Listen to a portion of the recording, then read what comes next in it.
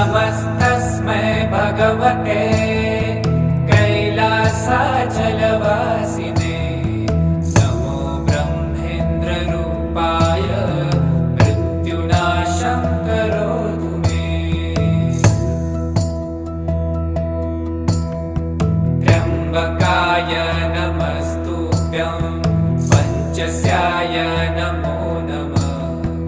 नमो दूर्दण्डचापाय मम मृत्युं विनाशय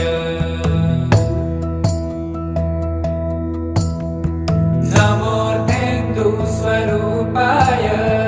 नमो दिग्वसनाय च नमो भक्तार्तिहन्त्रे च मम मृत्युं विनाशय देवं मृत्युविनाशनं भयहरं